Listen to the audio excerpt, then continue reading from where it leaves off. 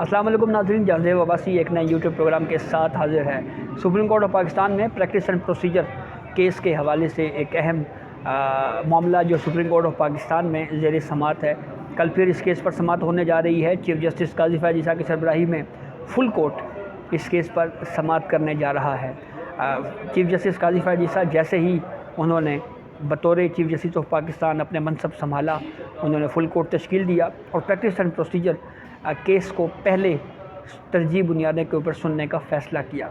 اس کی وجہ یہ تھی کہ چیف جسٹس قاضی فیاض عیسیٰ جب سینئر جج تھے تو اس وقت اپنا یہ پوائنٹ آف ویو دے چکے ہیں کہ پریکٹس اینڈ پروسیجر کو ڈیسائیڈ کیے بغیر آرٹیکل 184(3) کے تحت جو کیسز ہیں ان کو سماعت ان کے اوپر نہیں ہو سکتی، اور اس لیے سب سے پہلے پریکٹس اینڈ پروسیجر ایشو کو ڈیسائیڈ کیا جانا چاہیے۔ یہ وہ قانون ہے پریکٹس اینڈ پروسیجر جس میں چیف جسٹس آف پاکستان کے اختیارات کو ریگولیٹ کیا گیا ہے۔ آرٹیکل 184(3) کے تحت سپریم کورٹ نے کسی مفاد عامہ کے معاملے پہ از خود نوٹس لینا ہے، یا آرٹیکل 184(3) کے تحت کسی درخواست کو انٹرٹین کرنا ہے، سماعت کے لیے مقرر کرنا ہے، اس کے لیے پارلیمنٹ نے قانون بنایا کہ یہ اختیار چیف جسٹس آف پاکستان فرد واحد کی حیثیت سے استعمال نہیں کر سکتے، بلکہ اس اختیار کو ریگولیٹ کیا گیا، اس اختیار کو بانٹا گیا 2 سینئر ججز میں۔ اس وقت سپریم کورٹ میں وہ 2 سینئر ججز چیف جسٹس آف پاکستان کے علاوہ کون ہیں؟ جسٹس اعجاز الاحسن اور جسٹس سردار طارق مسعود۔ یعنی سپریم کورٹ نے آرٹیکل 184(3) کے اوپر کوئی سو موٹو لینا ہے، یا آرٹیکل 184(3) کے تحت کسی پٹیشن کو سماعت کے لیے مقرر کرنا ہے، تو chief justice of Pakistan in 2 senior ججز سے، جسٹس سردار طارق مسعود صاحب سے اور جسٹس اعجاز الاحسن صاحب سے مشاورت کریں گے، اور پھر مشاورت کے بعد اگر اکثریت نے یہ فیصلہ کیا کہ اس معاملے کے اوپر کوئی بھی معاملہ ہے اس پہ از خود نوٹس لیا جانا چاہیے، یا یہ 184(3) کے تحت یہ کیس جو ہے وہ سماعت کے لیے مقرر کیا جانا چاہیے، تو پھر اس کے بعد وہ اکثریتی فیصلے سے ہی 184(3) کے تحت کوئی ڈیولپمنٹ یا کوئی step supreme court of Pakistan اٹھا سکتی ہے۔ یہ قانون جب پی ڈی ایم کی حکومت نے بنایا تو ابھی بننے کے پروسیس میں ہی تھا پریکٹس اینڈ پروسیجر قانون، کہ اس سے پہلے ہی کچھ پٹیشنرز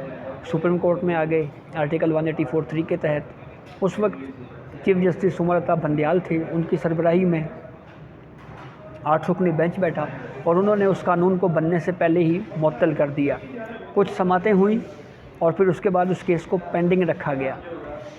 قاضی فیاض عیسیٰ بطور چیف جسٹس آف پاکستان انہوں نے منصب سنبھالا اور رات ساتھ ہی طے کیا کہ سب سے پہلے ہم پریکٹس اینڈ پروسیجر جو چیف جسٹس آف پاکستان کے اختیارات کو ریگولیٹ کرنے کا کیس ہے اس کو ہم سب سے پہلے سنیں گے اور اس کے اوپر ڈیسائیڈ کریں گے، اس پہ کوئی فیصلہ دیں گے۔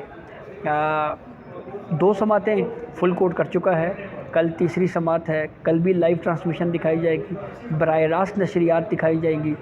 عام آدمی گھر میں بیٹھ کر اس کورٹ پروسیڈنگ کو ٹی وی لگا کر اس کو دیکھ سکتا ہے اور جان سکتا ہے کہ ہماری جو جوڈیشری ہے وہ کس طرح سے عدالتی امور آگے چلاتی ہے۔ اب تک کا جو پبلک ری ایکشن ہے، یعنی عام آدمی اس لائیو ٹرانسمیشن سے کیا اس نے سمجھا، کیا اس نے دیکھا، اس کو کیا فیل ہوا، تو ایک چیز جو ہم نے نوٹ کی وہ یہ ضرور سامنے آئی کہ عام آدمی یہ سوال ضرور کر رہا ہے کہ ججز کسی کیس پر سماعت کے دوران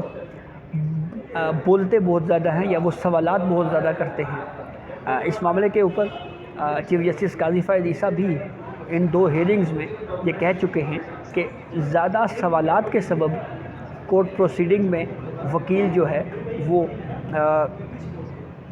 درست انداز میں معاونت عدالت کی نہیں کر پا رہا اور یہ کیس بھی کنکلوڈ نہیں ہو رہا۔ جو اس کی لاسٹ ہیئرنگ تھی اس پہ بھی ہم نے دیکھا چیف جسٹس قاضی فیاض عیسیٰ نے یہ کہا کہ وکلاء نمائندگان نے مجھ سے ملاقات کی اور مجھے یہ کہا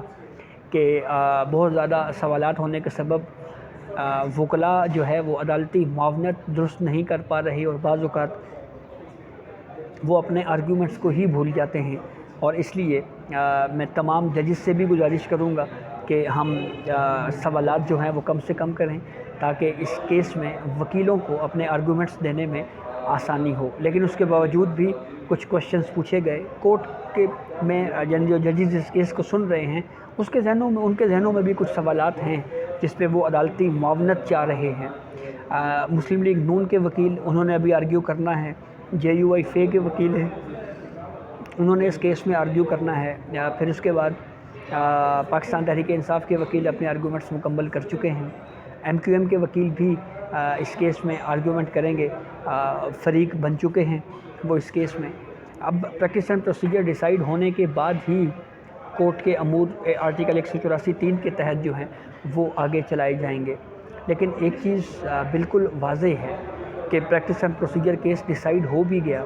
تو جو ایک کیس جس کے بارے میں PTI سوشل میڈیا کے اوپر بار بار یہ بات کر رہی ہے کہ عام انتخابات کا معاملہ جو ہے اس پہ سپریم کورٹ کو اس کیس کو ٹیک اپ کرنا چاہیے، وہ کیس ٹیک اپ اس وجہ سے نہیں ہو سکتا کیونکہ لاہور ہائی کورٹ میں یہ معاملہ آلریڈی ٹیک اپ ہو چکا ہے، اور اسی اعتراض کے سبب جب یہ پہلے فیز میں چیف جسٹس عمر عطا بندیال نے اس کیس کو ٹیک اپ کیا تھا تو جوڈیشری کے اندر یہ اعتراض آیا جب سو موٹو لیا گیا پنجاب اور KP الیکشنز تاخیر کے معاملے پہ کہ لاہور ہائی کورٹ اور پشاور ہائی کورٹ میں الیکشنز کا معاملہ جو ہے وہ زیر سماعت ہے، اس لیے سپریم کورٹ آف پاکستان کو براہ راست اس کیس کو ٹیک اپ نہیں کرنا چاہیے۔ تو اب اگر پریکٹس اینڈ پروسیجر کیس کل ڈیسائیڈ ہو بھی گیا، جو کافی حد تک امکان ہے کہ کل ہی یہ کیس ڈیسائیڈ ہو سکتا ہے، تو پھر اس کے بعد سوال یہ ضرور پیدا ہو رہا ہے کہ پھر practice and procedure case decide ہونے کے بعد بھی جو الیکشنز کیس ہے وہ سپریم کورٹ ٹیک اپ نہیں کرے گی، کیونکہ لاہور ہائی کورٹ میں آلریڈی یہ پٹیشن زیر سماعت ہے۔ اس کے اوپر جو میں نے آخری دفعہ کچھ خبریں دیکھیں اس میں کچھ تھوڑی بہت ڈیولپمنٹ بھی ہوئی، کچھ چیزیں بھی اس میں کوئی کیس کی پروسیڈنگ بھی آگے چلائی گئی۔ پریکٹس اینڈ پروسیجر کیس کافی اہم کیس ہے اور یہ ہسٹری میں پہلی مرتبہ چیف جسٹس آف پاکستان کے اختیارات کو ریگولیٹ کرنے کا معاملہ جس پہ قانون سازی ہوئی اور پھر اس قانون سازی کو سپریم کورٹ جانچ رہی ہے۔ جو اپیل کا حق دیا گیا ہے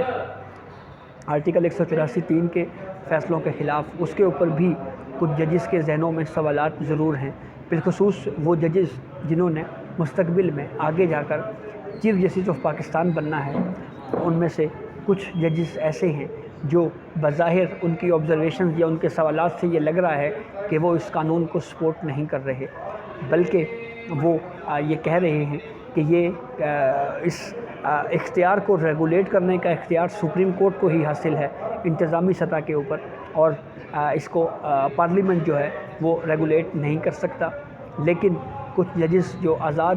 خیال یا ایک انڈیپینڈنٹ ویو رکھنے والے ججز ہیں، ان کا یہ ماننا ہے کہ پارلیمنٹ قانون سازی کر سکتا ہے اور پارلیمنٹ کی اس قانون سازی کو جو ہے وہ درست قرار دیا جانا چاہیے۔ وکلاء کی ایک بڑی تعداد اس قانون کی سپورٹ میں ہے اور یہ کہہ رہی ہے کہ یہ ہمارے ہی مطالبے کے اوپر یہ قانون بنا۔ مسلم لیگ نون تو ظاہری بات ہے ان کی ہی دور حکومت میں یہ قانون بنا، وہ ابھی سپورٹ کر رہی ہے اس کو۔ تو کل کیس کی اہم سماعت ہونے جا رہی ہے، اس حوالے سے جو بھی لیٹسٹ اپڈیٹ ہوگی اس سے ہم آپ کو آگاہ کریں گے۔ اجازت دیجیے، اللہ حافظ۔